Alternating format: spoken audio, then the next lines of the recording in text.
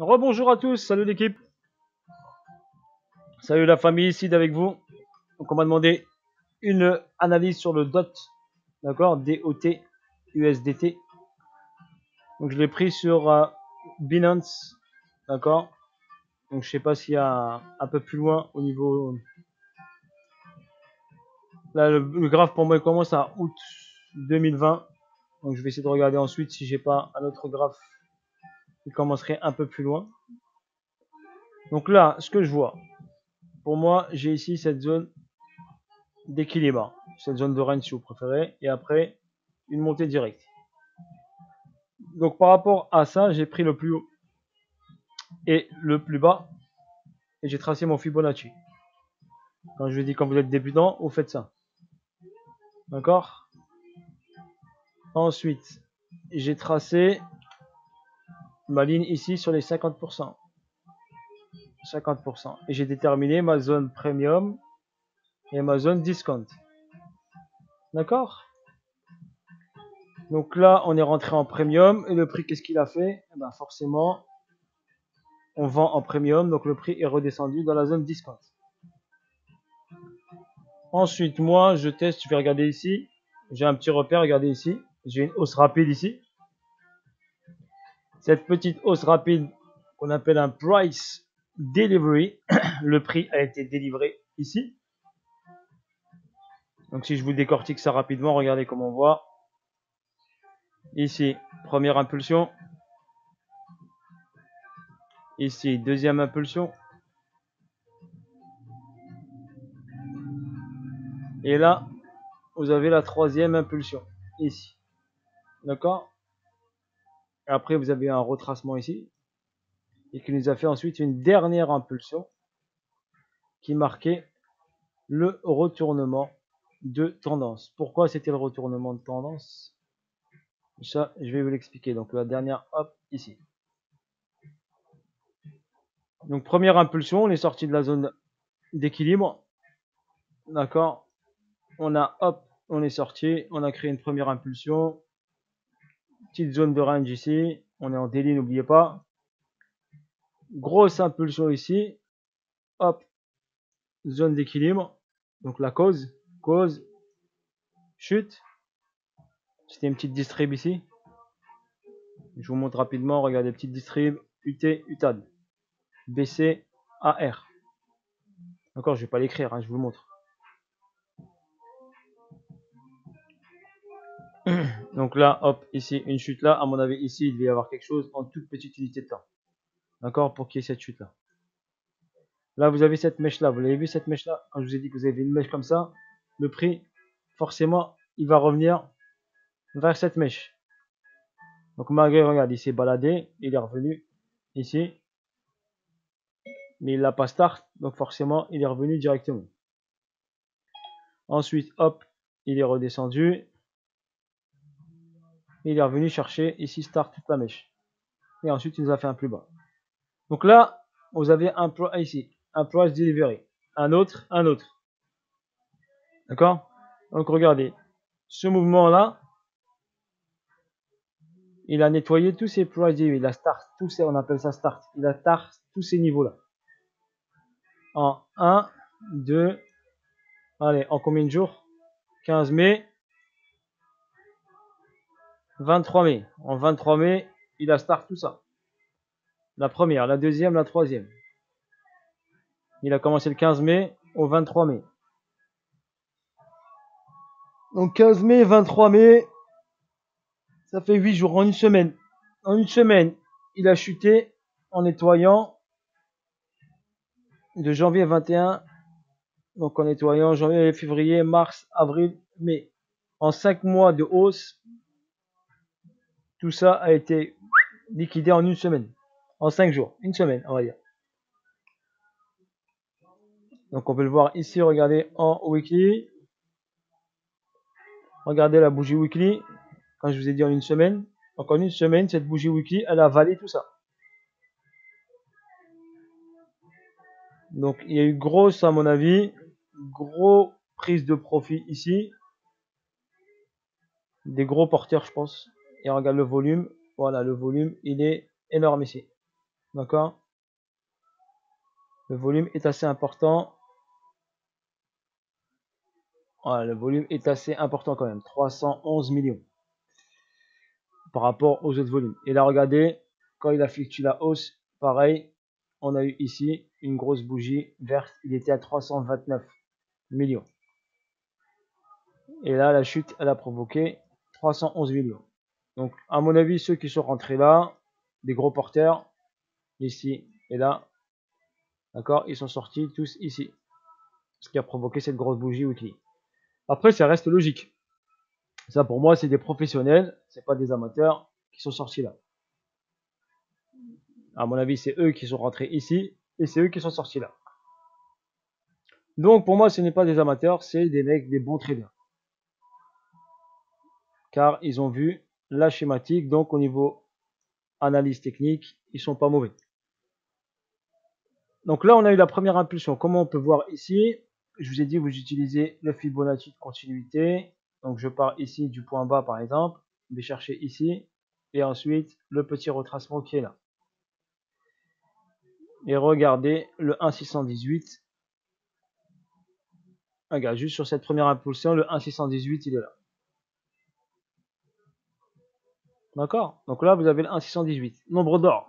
Donc quand je vois le 1,618, donc j'ai acheté ici ou j'ai acheté là, je vois le 1,618 ici, je sors 50% de ma mise. Donc 50% de mon engagement, je le sors. J'encaisse. D'accord? J'encaisse 50% de ma plus-value pour sécuriser mon trade.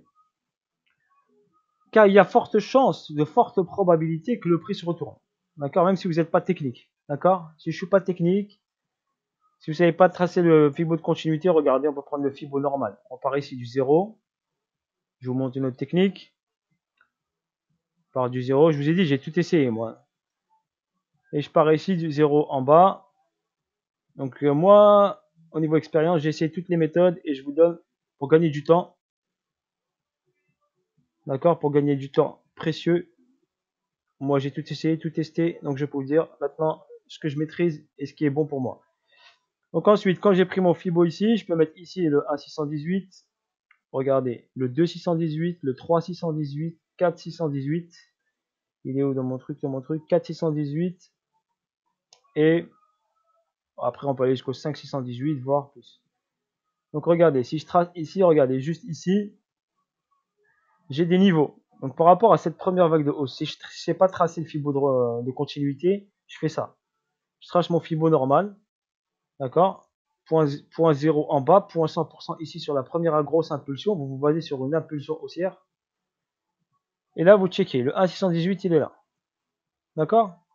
Donc si je suis rentré sur ici, j'ai vu 1,618, d'accord? Par exemple, regardez 1,618, je suis rentré par exemple, allez, sur cette zone de range ici, par exemple là, je sais pas, par exemple, un exemple, et j'ai vu 1,618, et ben là j'ai fait fois 2,5 mon investissement. Donc fois 2,5 mon investissement, regardez bien ici la bougie, regardez, sur le 2,618, il y a un petit retracement là.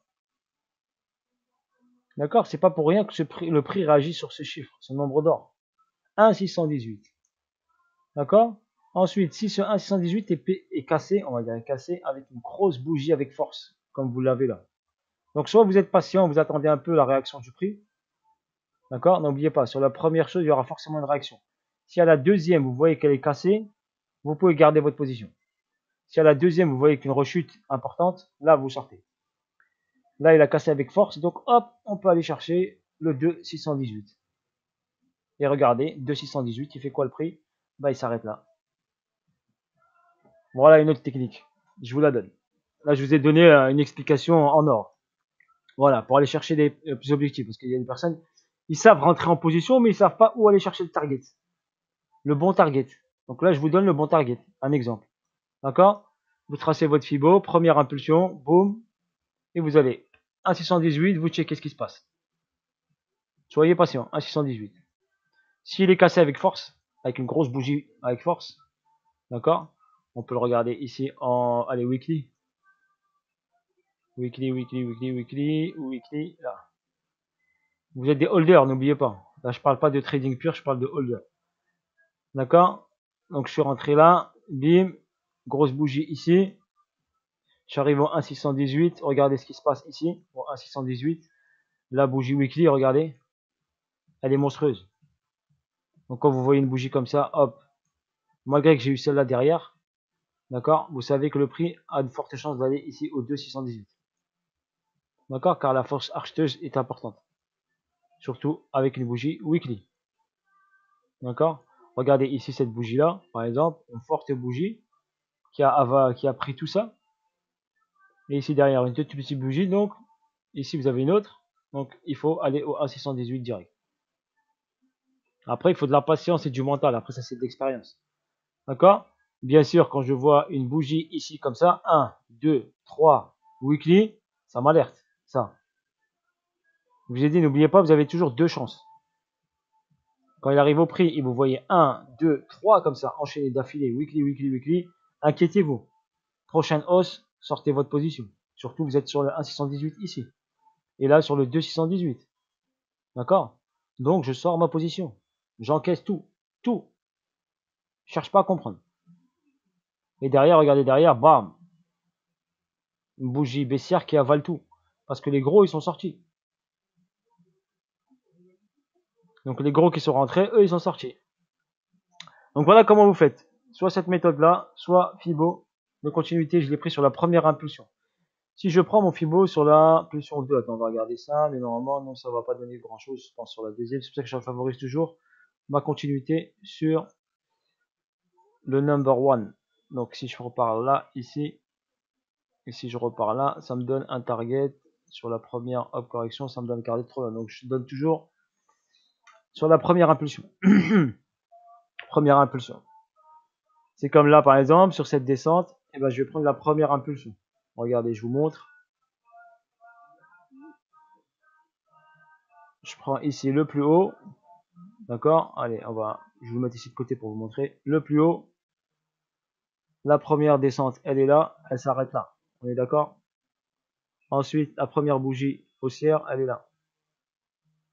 Et je m'arrête là. Alors, mon 1,618, regardez, il est où? Il est là. Regardez, si je décale ça, hop, voilà. Donc là, regardez, hop, le prix, il est venu chercher le 1,618 ici, hop, et ici, les acheteurs, ils sont rentrés. Est-ce que c'est des gros acheteurs? Aucune idée. On va regarder. Non, c'est pas des gros acheteurs. Le volume n'est pas trop important au niveau de l'achat. Donc voilà, là ici, vous arrêtez d'arriver au 1,618. Donc au plus bas, il peut aller au 2,618 ici. Mais ça me paraît un peu trop bas. D'accord? Vu qu'ici, le prix, regardez, il a bien consolidé ici. Donc c'est très rare que le prix là. Par contre, pourquoi le prix s'est arrêté là? Regardez, ici vous avez le price delivery. Et ici, cette bougie, elle n'a pas été, cette bougie de liquidité, là. Donc je la prends ici. Regardez. Ou bien on va faire plus simple. Au lieu de tirer un rectangle, je vais tracer la ligne directe, ce sera plus simple. Donc ici, bougie là, celle-ci, la toute petite là par exemple. Vous pouvez prendre la grande, hein. Moi je vais prendre la petite pour vous montrer.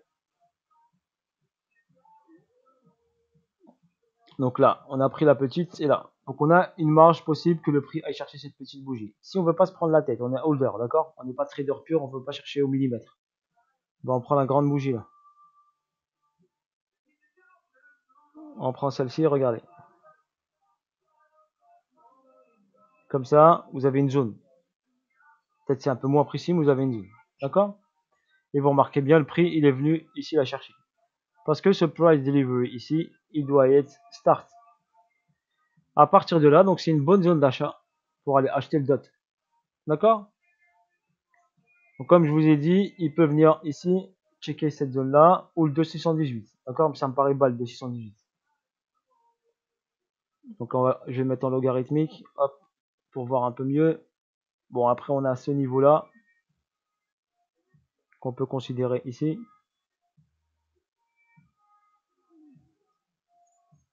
Donc ce petit niveau-là. Donc on peut aller chercher, allez, on va dire ce niveau-là. On va noter ici. Allez, on va prendre toute la bougie. Comme ça, on a un repère, il est là. Et on va le mettre en vert pour le différencier avec l'autre. Voilà, vous avez des zones importantes.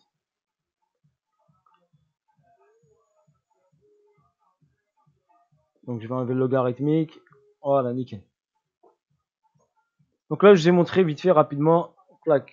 Donc là, on est en zone discount. On attend de voir ce qui se passe. Et voilà, ici on a descente, arrêt, descente, arrêt. Je vais aller en H4 pour détailler un peu ça. Donc je vais le faire un peu ici. Donc là, hop, la descente, l'arrêt et la remontée ici. Et après j'ai une descente ici. Donc ici on a quoi? Regardez, si je trace ici, on a ici PS.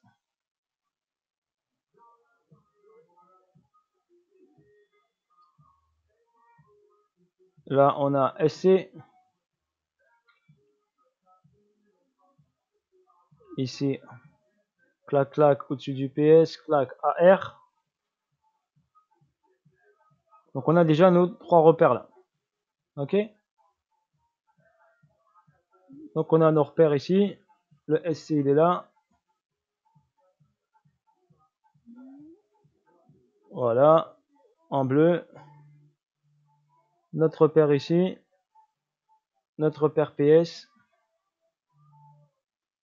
Et notre repère AR. Donc là, SC a été ici nettoyé. Regardez ici. D'accord. Donc ici pour moi, vu qu'il a été nettoyé. Petite réaction. Donc ici on a un ST.